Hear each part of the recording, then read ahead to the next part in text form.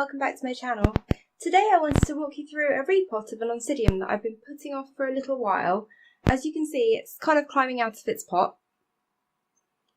It's quite a big orchid, and I've been putting off this repot because I was trying to decide whether I stick with semi-hydro with LECA with it, pop it into a self-watering pot with LECA, or if I switch it to a moss mix, which works very well with my other Oncidium intergenerics. But this one actually seems to be doing really well in semi-hydroponics with LECA. Now, the issue I have with a lot of my Oncidiums when I transferred them into semi-hydro with LECA was the dry top line of the LECA beads at the top. When the new roots started, they would pretty much as soon as they touched the LECA desiccate and die. Now, I've still got a few of my Oncidiums in semi-hydro with LECA. The ones that looked like they were doing well, I kind of left in, and I took all the others out and repotted them into a self-watering pot with sphagnum moss. So this guy I've left in, and the roots don't seem to be particularly sensitive. This is an Oncidium intergeneric with a really gorgeous red and orange flower that I picked up in December last year from a local garden centre, and I repotted it straight away and it did really well. I'm not exactly sure of the ID. The pot just said Cambria Cayenne or Cheyenne, and this doesn't seem to be a registered name. I'll pop up a picture in the corner. If you have an ID for it, maybe you can help me out. So I really love it. So time has come that I really need to repot this. As you can see, the roots are actually climbing out of the pot there.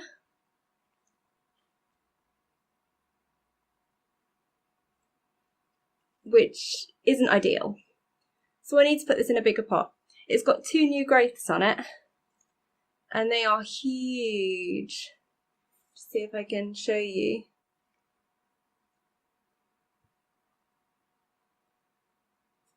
It's a really big orchid. So it's doing really well. Like, the new growth is going to definitely be bigger than the last pseudo-bulb. You can tell already from the size of the leaves. So it doesn't even seem to have been stalled by its trip into semi-hydroponic setup. So I think we'll have a look at the root system when I get it out.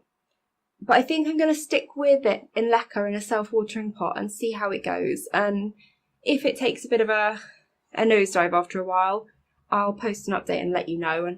And then hopefully you can at least learn from my mistake with it. But I think it'll be okay. I think the Oncidiums with very sensitive roots don't do so well in my environment, at least in semi-hydroponics with LECA, just because of that dry layer at the top. Because I've got quite a warm environment with a lot of fans on, a lot of lights on, and lots of air circulation. My humidity stays between sort of 60 to 70% usually. It does drop down to 50% sometimes, but I don't have particularly low humidity. But most of the Oncidiums that I did put in semi-hydro just didn't do very well, because of that dry top layer, and all of my Miltoniopsis did not do very well at all. But lots of people do grow their Oncidiums in semi-hydro with LECA, so maybe it just depends on your environment and also the type of Oncidium that you've got, which doesn't really help loads because you won't really know until you try it, unfortunately. I think for most of my new Oncidiums, I'm going to probably be putting them into a moss and bark mix, just because that's a safe bet. They all do really well with it in my environment, whereas with semi-hydro it seems a little bit hit and miss with Oncidium types. And when it does work, that's absolutely fantastic, because obviously it saves you ever having to worry about your media breaking down. You know that the orchid has always got enough water and nutrients supplied, and that creates a really steady growth pattern, because it's never drying out and then having to wait again for water for nutrient absorption. So semi-hydro is great when it works, but it doesn't work for all orchids. And we'll see how this one goes on it, really. So I'm going to take it out of its pot and I'll have a look at the root system. And I think we're going to put it into a self-watering pot with LECA. And then I can also show you the DIY system for self-watering pots I use for normal size orchids, which is a 15cm clear plastic pot with wicks into the bottom going into a IKEA neck john outer container, which they're really cheap. They cost 50p, and obviously the clear plastic 15cm pot costs about 50p, so it's really inexpensive setup. Okay, so let's get this guy out of this pot and have a look at how he's doing.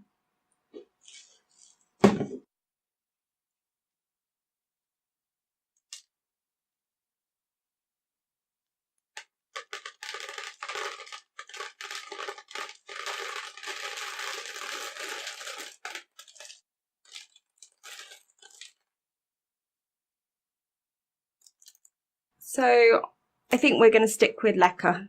This particular Oncidium intergeneric doesn't seem to mind LECA at all. It seems to be doing really well. It's got a really good root system, which it definitely didn't have when I purchased it and put it into the semi-hydro. So I think for this particular Oncidium, semi-hydro has worked really well. So I'm going to put it into a self-watering pot, as then I've got a larger reservoir for water, and it just makes life a little bit easier. So we'll do that, and I'll be right back. So this is the self-watering pot I'm going to be using. I've already put some LECA in the bottom. You can see the wicks there. And this is the IKEA outer mask. I've put some holes in there. I've just drilled some holes to the standard wood drill bit, just because I can never overfill it that way. So I'm never going to be completely smothering the orchid in water. You don't need to do this, but it just helps me. If the orchid isn't drinking as much in between my waterings, then it stops me overfilling the water reservoir.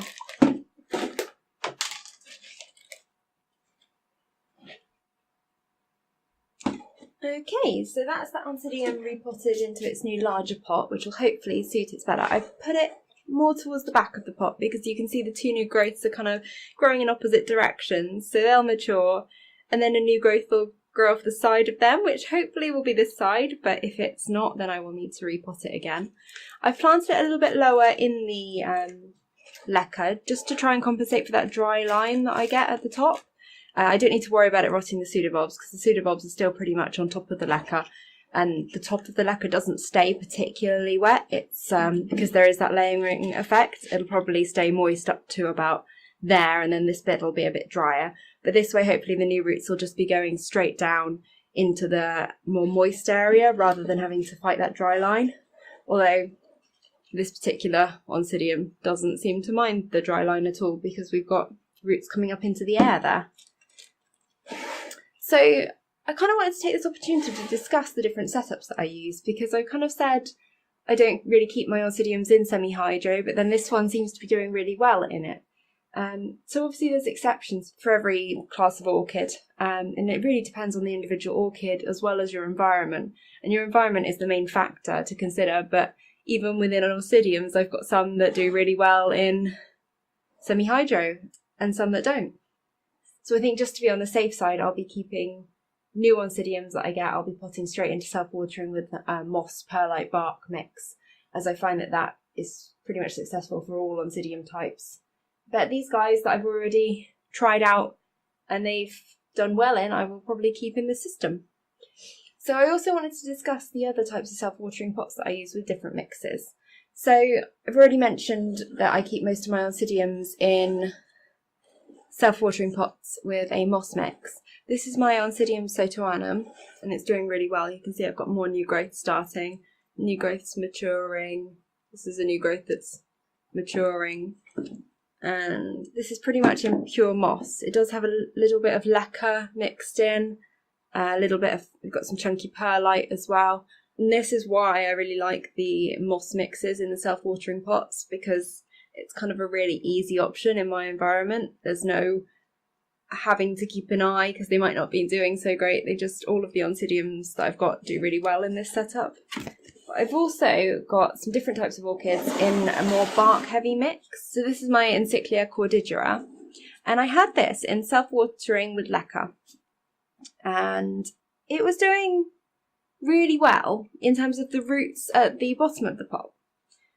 So it was growing a lot of roots in the middle of the LECA mix, but as soon as new roots would come out of the pseudobulbs and hit the dry top layer of LECA, the new roots would die off, which is really strange because the Encyclias in the Cattleyas alliance, Cattleyas love LECA in semi-hydro or in self-watering, but the Encyclia cordidera just likes moisture that little bit more, and it really disliked the dry top layer in my environment for LECA. So what I've done is I've potted it in a mix which is quite moss heavy, but we've also got some chunky bark, and I've got LECA and perlite, and you can see it's doing really well in this setup. So this is a type of orchid that's not supposed to do so well in moss mixes. But you've really got to kind of monitor what the orchid's telling you in your environment. See, I've got loads of roots going down into the pot there. I've actually got some circling the bottom of the pot as well. So I need to change these wicks at some point. I just can't bring myself to disturb the orchid. I ran out of my usual wicks, so I used some microfiber cloths and they are disintegrating for some reason. I've obviously used a bad quality one, so I need to change that at some point. So yeah, you can see that self-watering still works if you mix in bark, perlite, LECA, all of these things to create more air pockets. As long as you've got a network of moss running through the mix to wick the water from the bottom of the pot where the wicks are through the actual rest of the media to distribute it evenly, then that's fine. If you've got chunks of bark and lots of pockets where there is no moss reaching, then self-watering won't really work for that sort of setup because bark doesn't wick water at all. But as long as you've got a network of moss, you could probably do a 50-50 moss-bark mix as long as you distributed the moss evenly. So that's really what I wanted to chat to you about today. I hope that it's been helpful and that it's cleared up some of the queries regarding the self-watering systems, and hopefully you can get some ideas from how I do the DIY self-watering pots for these orchids as well. I'll keep you updated on the progress with the Oncidium intergeneric that I've got here, and hopefully it'll carry on doing as well as it has been in semi-hydro. And if you've got any questions, please do leave a comment down below and I'll do my best to answer. Thanks so much for watching. Bye!